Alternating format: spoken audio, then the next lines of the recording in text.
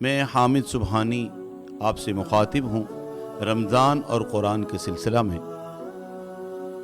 رمضان المبارک میں جو ہم روزے رکھتے ہیں، روزے کا لغوی معنی رک جانا، باز آ جانا کے ہیں، اور اصطلاحی معنی یا اس کا مفہوم میں اگر جائیں تو صبح صادق سے لے کے غروب آفتاب تک، صبح صادق سے لے کر غروب آفتاب تک کھانے پینے اور تمام جائز نفسانی خواہشات سے بچ جانے کا نام روزہ ہے۔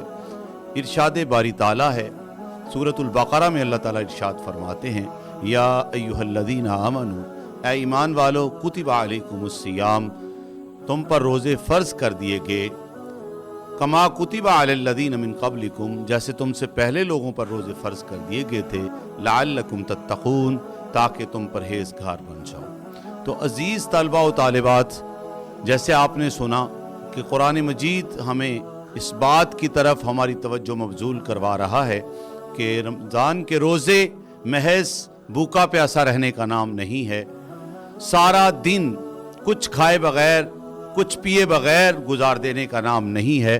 روزے کا اصل مقصد جو ہے وہ تقوی کا حصول ہے۔ تو آئیے آج ہم جاننے کی کوشش کریں گے کہ تقوی کیا ہے۔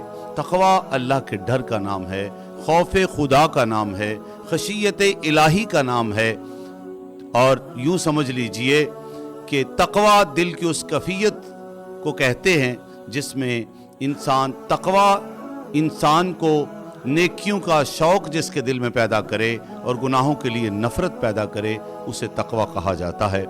اگر سارا دن بھوکا پیاسا رہنے کے بعد ہمارے دل میں اللہ کا ڈر پیدا ہو، ہمارے دل میں خوف خدا پیدا ہو، تو پھر اس کا مطلب یہ ہوا کہ ہم نے روزہ رکھا ہے۔ اگر ہمارے دل میں خوف خدا نہیں، ہماری زندگی میں تبدیلی نہیں آتی، ہماری زندگی میں کوئی چینج نہیں آتا، تو اس کا مطلب ہے کہ ہم نے سارا دن بھوکے پیاسے رہے اور سارا دن بھوک پیاس کے سوا ہمیں کچھ نہ ملا۔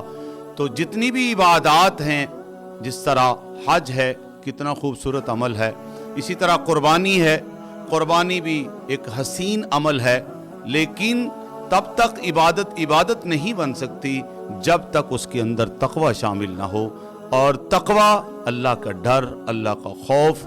آج جتنے بھی معاصی اور جتنے بھی گناہ ہم سرزد کرتے ہیں، تو یقینی بات ہے کہ ہمارے دل میں خوف خدا نہیں، خشیت الہی نہیں۔ تو اگر ہمارا روزہ ہمیں تقوی کی جانب لے کے جا رہا ہے، تو اس کا مطلب ہے کہ ہمارا روزہ اللہ کی بارگاہ میں مقبول ہوگا۔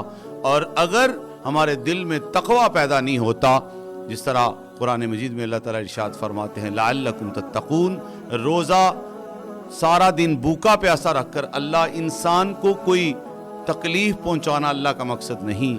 اللہ کا مقصد یہ ہے کہ میرا بندہ مجھ سے ڈر کے اپنی زندگی بسر کرے۔ جو انسان تقوی اختیار کرتا ہے، پھر اس کے لیے کیا ہے، وَلِمَنْ خَافَ مَقَامَ رَبِّهِ جَنَّتَانِ فَبِأَيِّ آلَاءِ رَبِّكُمَا تُكَذِّبَانِ۔ اللہ تعالیٰ ارشاد فرماتے ہیں کہ جو شخص حج کرتا ہے اس کے لیے ایک جنت ہے، جو شخص روزہ رکھتا ہے اس کے لیے بھی ایک ہی جنت ہے، لیکن جو اللہ کے سامنے کھڑے ہونے کا ڈر جس کے دل میں پیدا ہو، جس کے دل میں خشیت الہی پیدا ہو، جس کے دل میں اللہ کا خوف پیدا ہو، اس کے لیے اللہ تعالیٰ نے 2 باغات رکھے ہیں، 2 جنتیں ہیں۔ تو آج کے اس میسج سے ہم اس بات کی طرف آنے کی کوشش کریں گے کہ روزہ صرف اور صرف رمضان المبارک تبدیلی کا نام ہے۔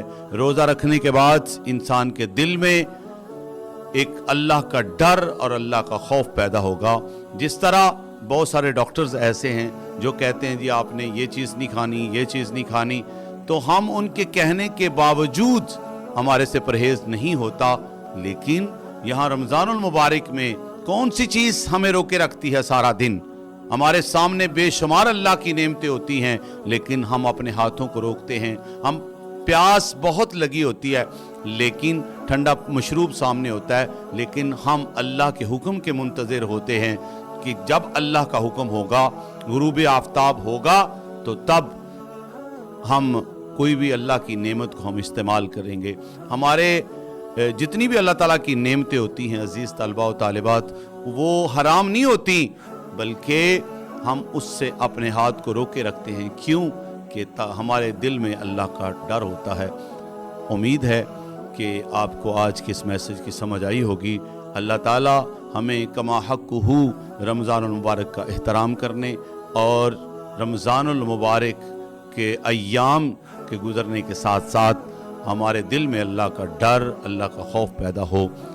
اللہ تعالیٰ مجھے آپ سب کو رمضان المبارک کی قدر کرنے کی اور رمضان المبارک کے روزوں کو کما حقہ ادا کرنے کی توفیق عطا فرمائے۔ وما توفیقی الا باللہ۔ السلام علیکم ورحمۃ اللہ وبرکاتہ۔